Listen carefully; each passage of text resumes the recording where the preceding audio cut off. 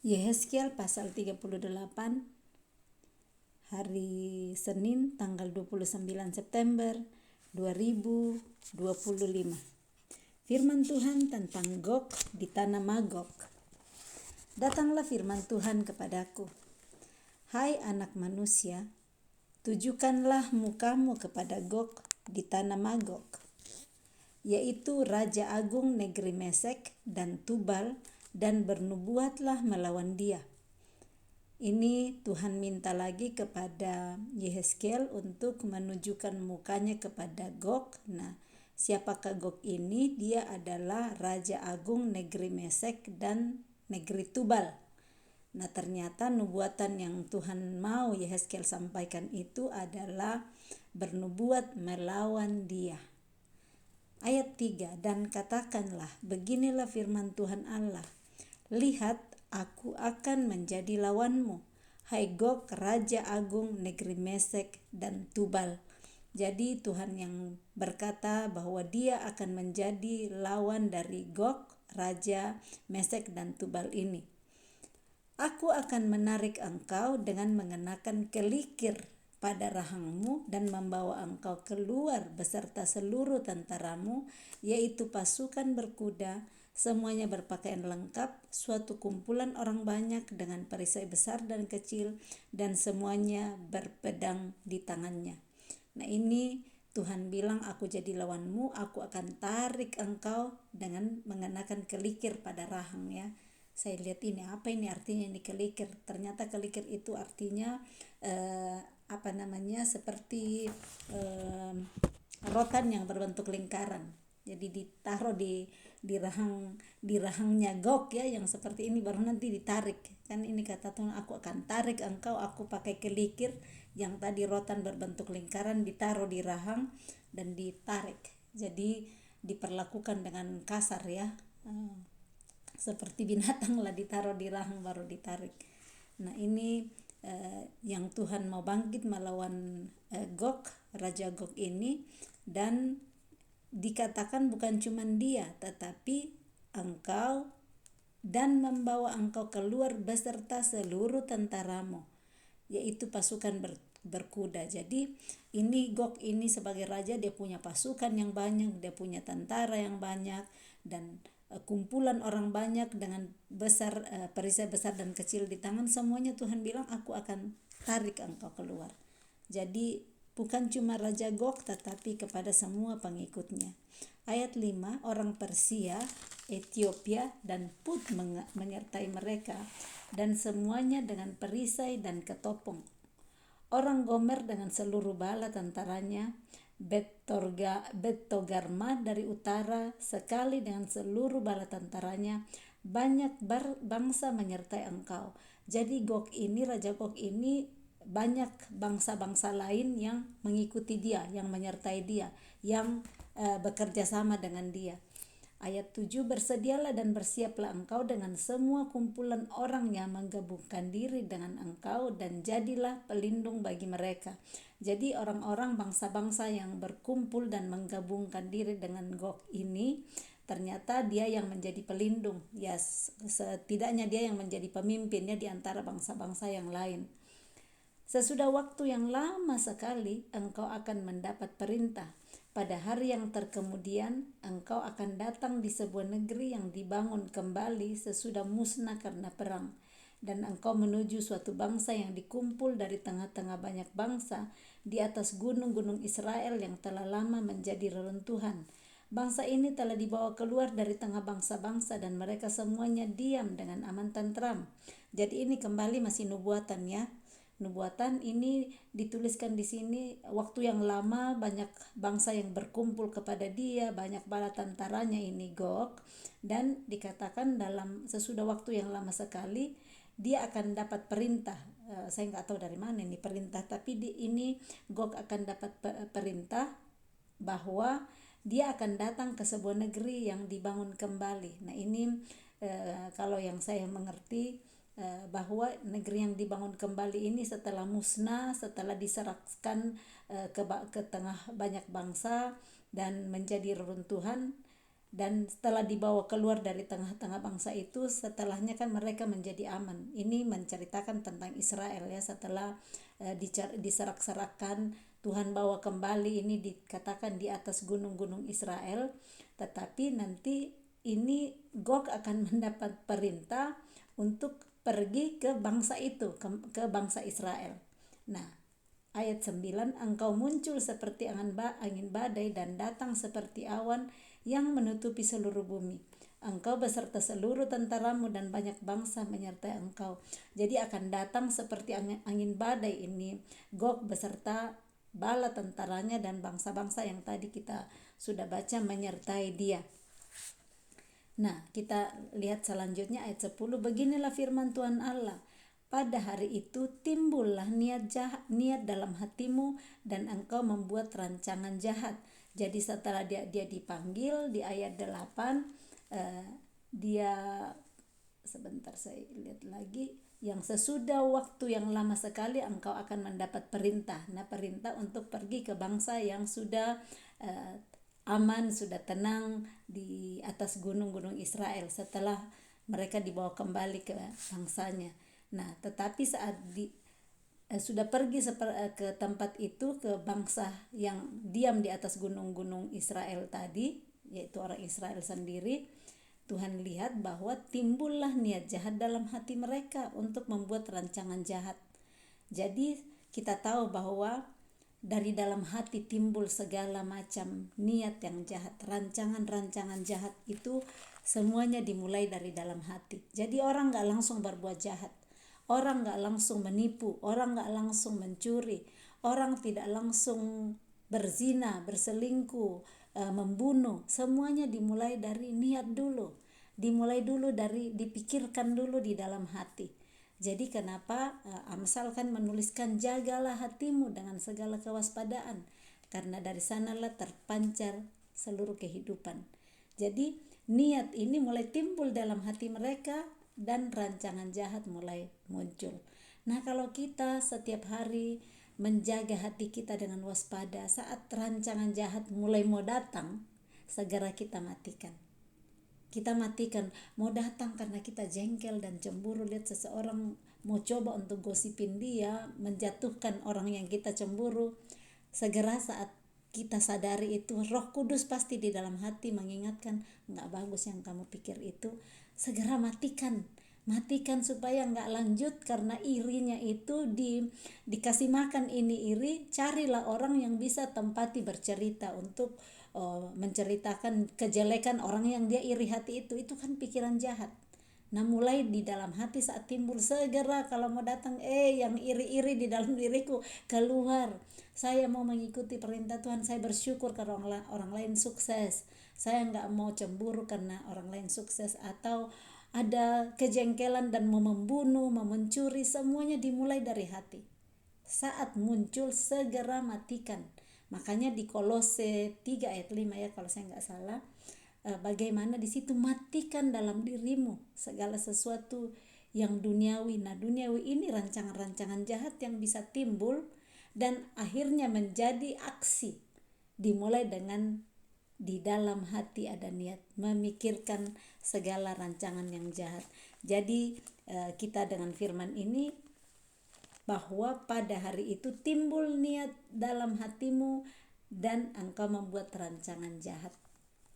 Saat kita sadar dari hati saya inilah timbul niat jahat, dari hati saya lah timbul rancangan jahat, atau dari hati saya lah timbul belas kasihan, dari hati saya lah timbul untuk mengampuni sesama, saya perlu melakukan pilihan yang tepat untuk hati saya. Saat hati saya lagi emosi dan segera timbul di dalam untuk segera membalas orang yang menyakiti, segera di situ tenang, kasih tenang. Roh Kudus nolong, ngingatin, tenangkan hatimu, jangan bertindak cepat-cepat, jangan bertindak karena emosi. Tunggu waktu yang baik. Minta tuntunan Roh Kudus supaya enggak salah ngambil keputusan. Nah, kadang kalau kita bertindak dalam emosi, biasanya akan membawa banyak masalah lain di belakang yang akan nyusul.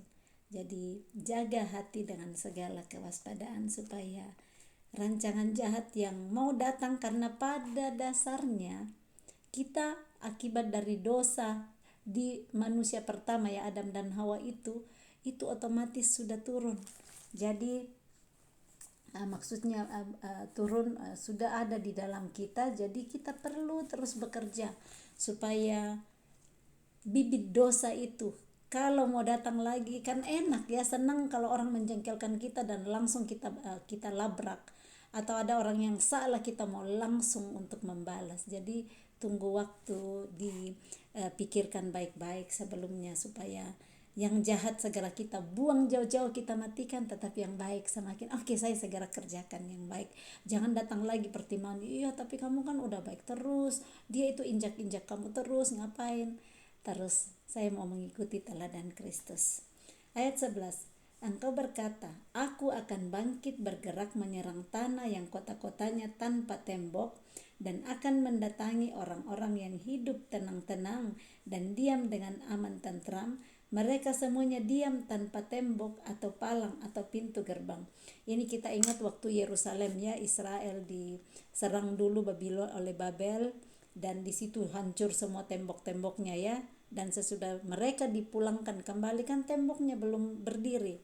Nanti sesudahnya Nehemia kan yang mempunyai visi, terpanggil untuk datang membangun kembali tembok Yerusalem. Nah, di sini rancangan jahat yang timbul dalam hati mereka, Gog ini adalah dia berkata, aku akan bangkit menyerang tanah yang kota-kotanya tanpa tembok. Ada niat jahat. Nah, kalau nggak ada niat jahat kan biar nggak ada temboknya itu kota, nggak usah lah mau ada niat jahat pergi memerangi. Nah, seperti itu kalau kita lihat sesama mungkin nggak ada pagar-pagar rumahnya, janganlah berpikir oh saya mau pergi mencuri buahnya itu, atau saya curi bunganya, bunga mawarnya cantik, nggak ada pagarnya saya mau pergi. Itu niat jahat bisa timbul seperti itu. Ayat 12, engkau bermaksud untuk merampas dan menjarah dan mengacungkan tanganmu terhadap reruntuhan-reruntuhan yang sudah didiami kembali, dan menyerang umatku. Ini kan umatku yang dikumpulkan dari tengah bangsa-bangsa. Jadi kan ini Tuhan jelaskan di sini, umatku. Jadi Israel yang Tuhan umpamakan tadi sebagai bangsa yang berkumpul di atas gunung-gunung, yang hidup tenang, aman dan tentram setelah pulang dari sudah disatukan kembali setelah pulang dari yang dibawa ke Babel.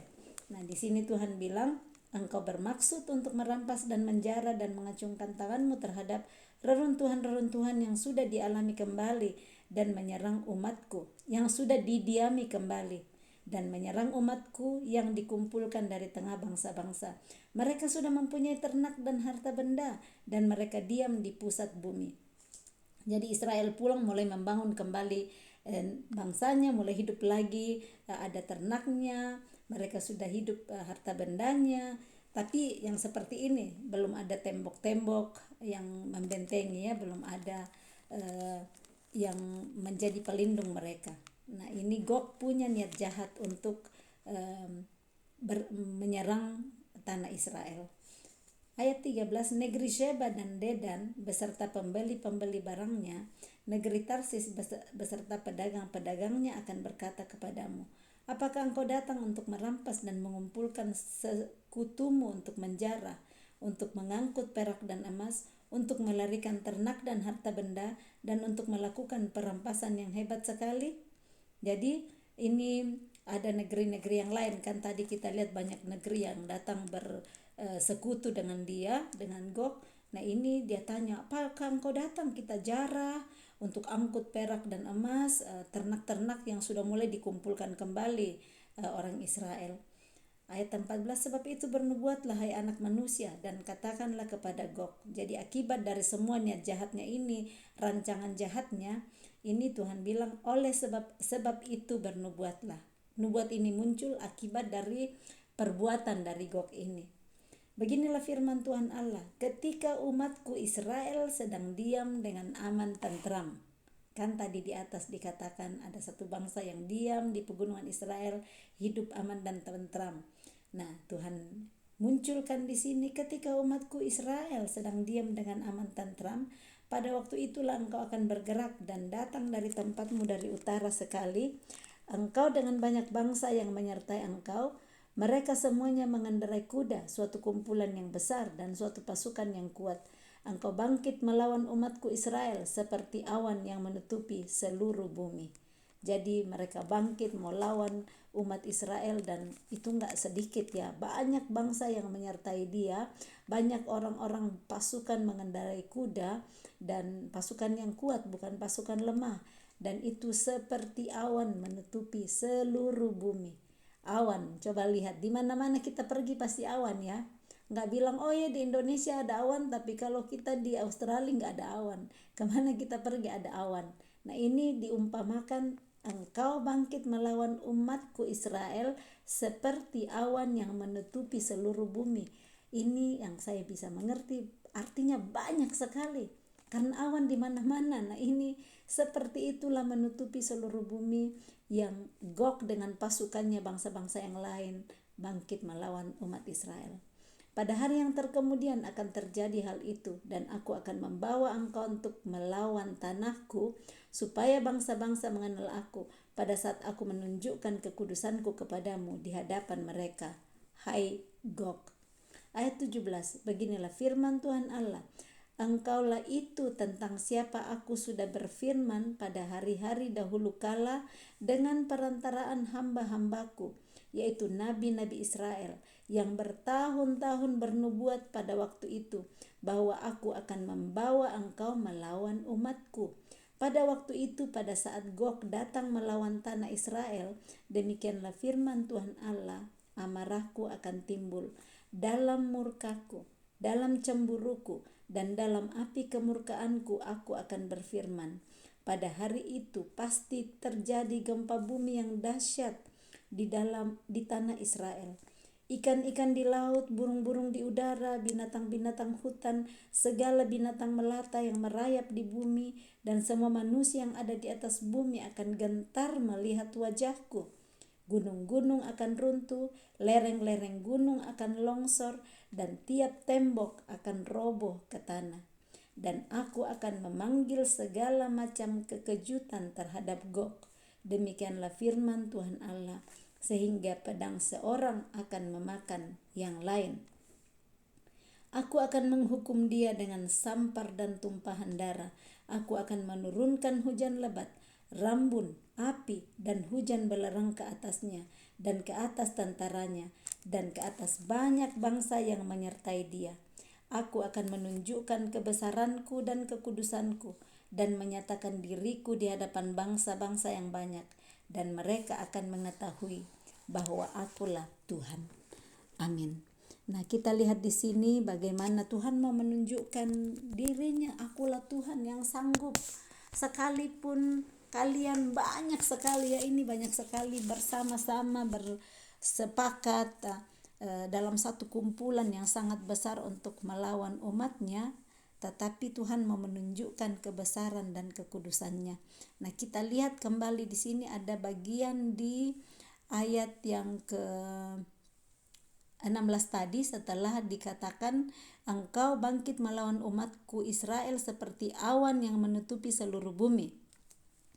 Pada hari yang terkemudian, hari-hari berikutnya ya, akan terjadi hal itu, dan aku akan membawa engkau untuk melawan bangsaku.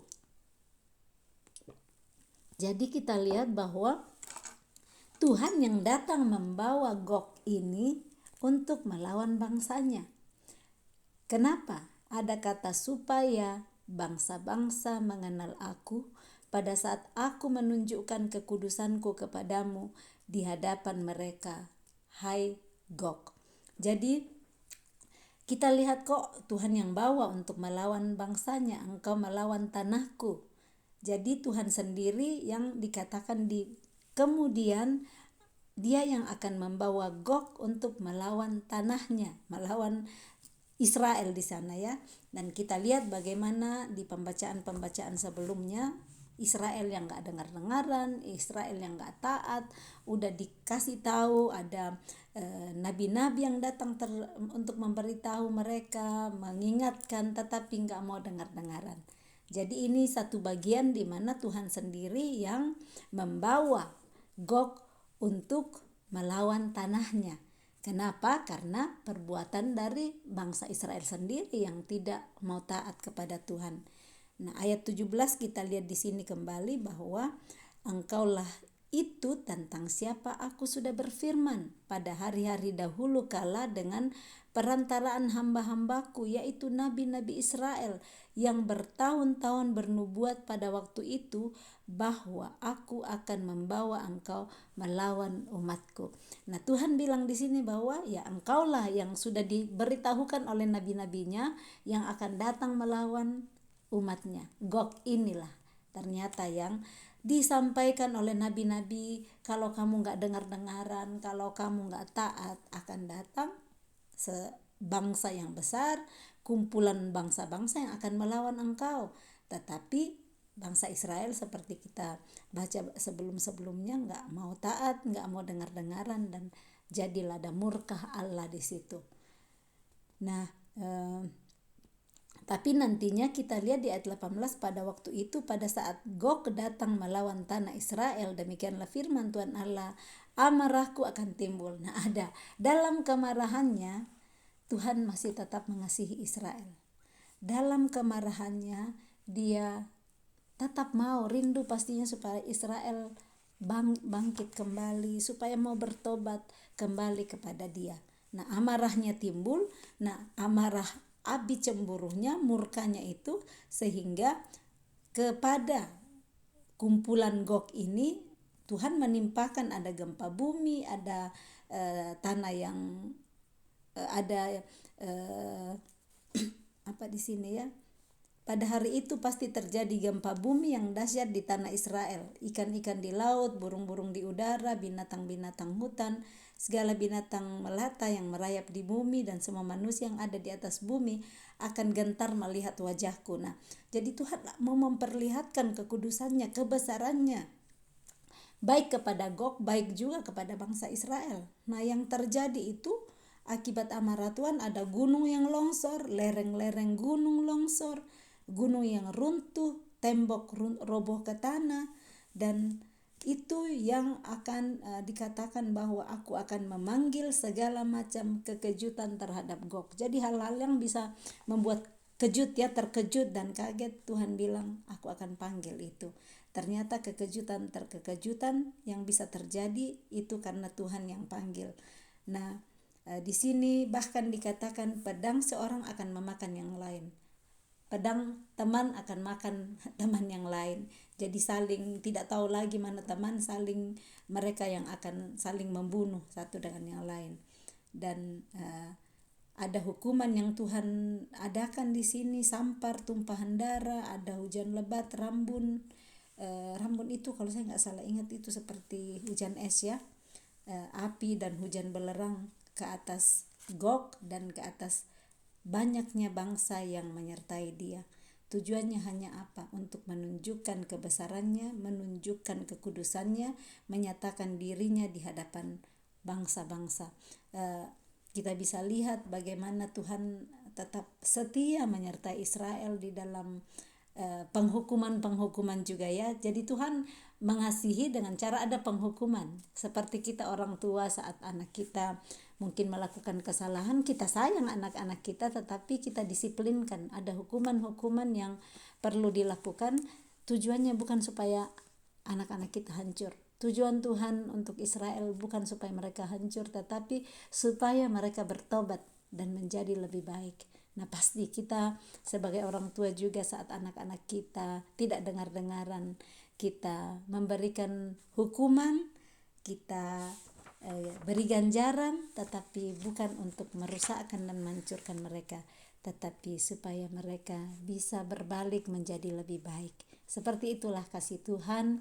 Kasih Tuhan gak cuma izinkan bikin semua yang baik-baik karena sayang anaknya, tetapi ada bagian-bagian tindakan untuk mengganjar, menghukum, supaya nantinya bisa sadar dan menjadi lebih baik. Nah, dalam hidup kita pasti tidak ada yang belum pernah mengalami ganjaran dan hukuman. Yang menjadi pertanyaan, apakah setelah ada hukuman ganjaran dalam hidup saya mau berbalik, bertobat dengan sungguh-sungguh dan tidak melakukan lagi kesalahan-kesalahan atau dosa seperti yang saya lakukan sebelumnya. Ini yang Tuhan rindukan, kita berbalik dan bertobat 180 derajat untuk tidak melakukan lagi perbuatan-perbuatan yang menyakiti hati Dia. Salam kasih, Tuhan Yesus memberkati. Shalom.